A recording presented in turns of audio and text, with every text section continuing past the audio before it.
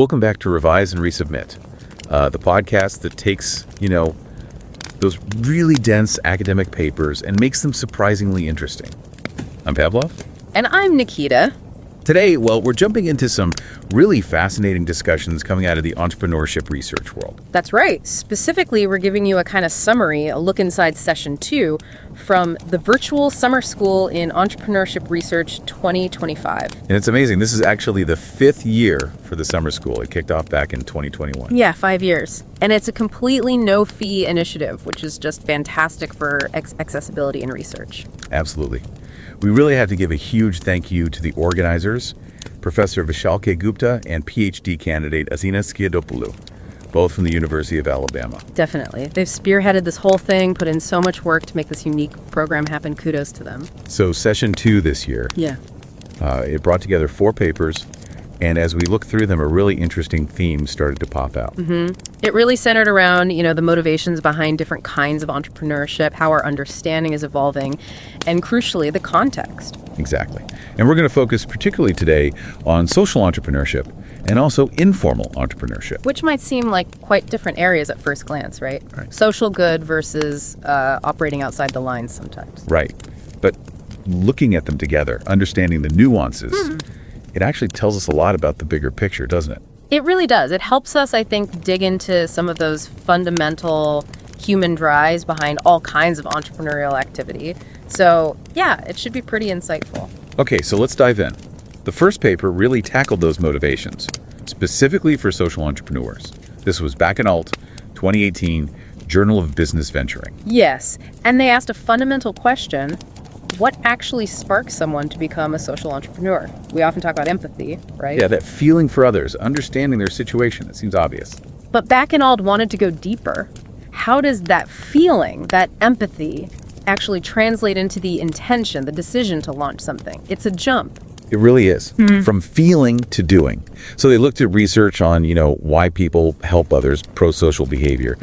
And they pinpointed 2 key mediating factors, things that bridge that gap. Right. The first was self-efficacy. That's basically your belief in yourself, right? Your confidence that I can actually pull this off. That I can make a difference. Yeah. Feeling. And the second was social worth. Social worth. Yeah. Yeah, that's about feeling connected to the community you want to help, feeling like your work is valued, that it matters to them. Which makes so much sense if you're going to take on these huge, complex social problems. Yeah, often with limited resources, uncertainty. You absolutely need that self-belief, the self-efficacy. Yeah. But you also need to feel it's meaningful, that connection, the social worth part. Exactly. It grounds the effort. So how did they test this? They actually did a study. With university students, I remember. About 281 of them. Yeah, from social entrepreneurship courses, interestingly, in both the U.S., the Northeast, and in South Africa. Okay, so different contexts too. Right. They use online questionnaires, gathered data, and the findings really seem to back up their idea. That empathy is important, yes, but it influences the intention through boosting that self-efficacy and that sense of social worth. Precisely. It's not just empathy alone. Which has real implications, doesn't it? For education, for support programs. Totally. It suggests, it's not enough just to inspire students to care. You also have to actively build their confidence. Help them see they can tackle these things. And connect them with the communities, reinforce that sense of value and impact. It's more holistic. Definitely a key takeaway for educators in this space. Okay, so moving from individual motivation. The session also featured a paper that took a broader view, looking at the evolution of the field itself. Yes, the Holta paper from 2023, Journal of Business Ethics. This one stepped back to map out how research on social entrepreneurship has actually developed over time. How did they do that? It sounds complex.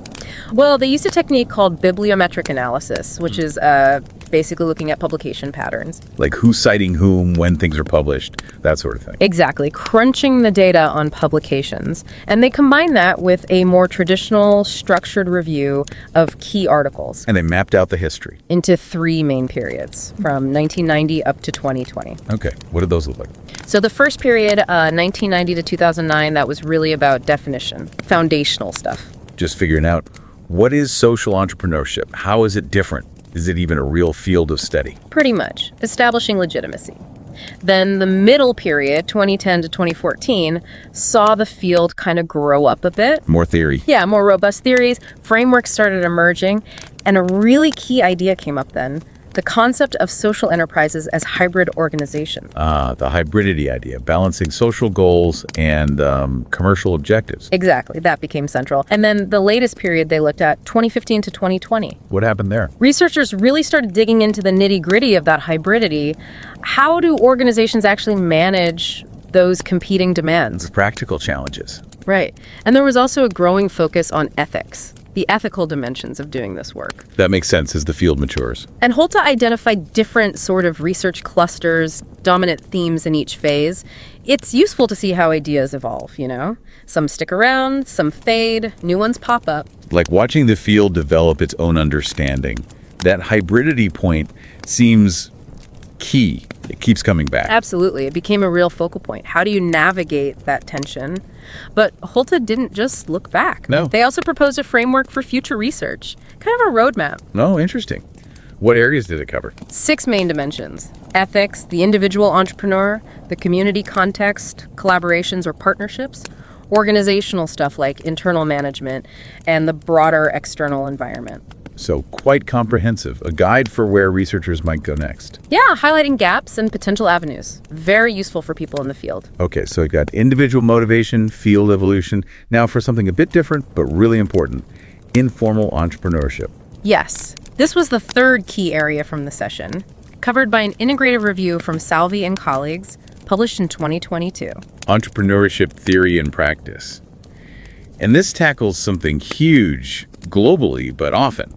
Well, in the shadows. Exactly. Informal entrepreneurship. They define it as activities that might not be strictly legal, maybe lacking permits, not fully reporting income. Kind of operating in that gray area. Right. But crucially, these activities often have social legitimacy, acceptance within their community. They're not seen as purely criminal. Okay. So what was new in this review? Well, what's really helpful is they move beyond just saying formal or informal. They create a typology, different types of informal entrepreneurs. Oh, like categories. Yeah, 4 main ones. First, the necessity-driven poor people doing it basically because they have no other choice. Survival. Okay. Then the opportunity-driven poor, still resource-constrained, but they see informality as a way to actually get ahead, improve things. A bit more proactive. Mm-hmm. Then, interestingly, the informal affluent. People who might have resources but choose informality for strategic reasons, maybe. Right. And the last one. The semi-formal affluent. These folks are mostly formal, but might engage in some informal practices on the side. Wow. Okay. That typology alone is really useful. It shows it's not monolithic. Not at all. Very diverse motivations and situations, but they didn't stop there. They also looked at dynamics. How people move between formal and informal. Like pathways. Exactly. They identified 3 pathways. Reactive formalizing, becoming more formal, because you kind of have to. Maybe due to pressure or a new opportunity, you can only access formally. Makes sense. Then proactive formalizing, this is interesting, maybe starting informal, but actively working to change the rules or systems to become formal. Trying to legitimize their way. Right. And then there's also informalizing. Businesses deliberately moving away from formality. Why would they do that? Various reasons. Maybe regulations become too burdensome or market conditions change.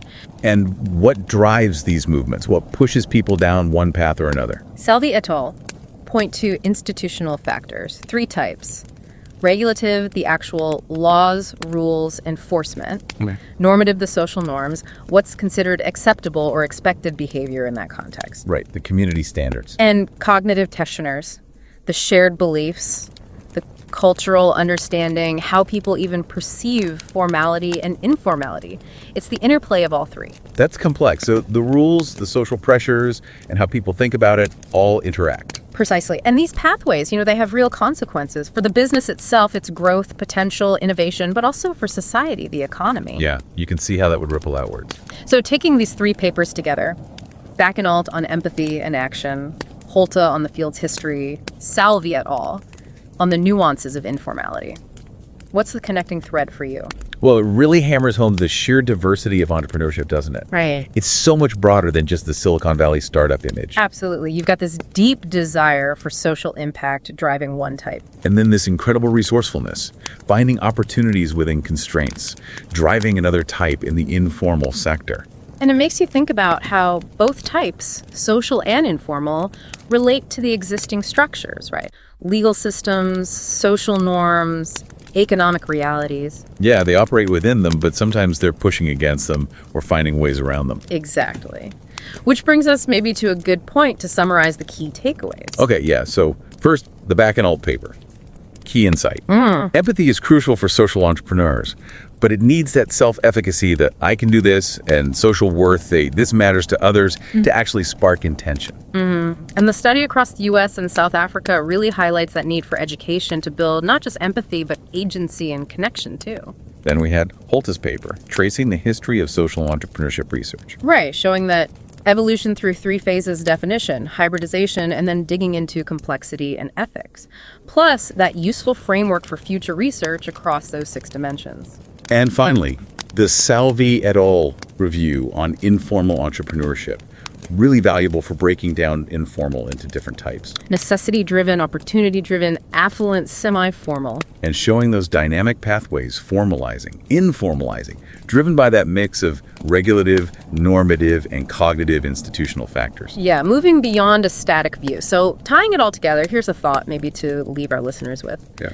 Considering how both social and informal entrepreneurs navigate and sometimes challenge existing structures, what are the fundamental human drives really powering all this? You mean across the board, traditional, social, informal? Yeah.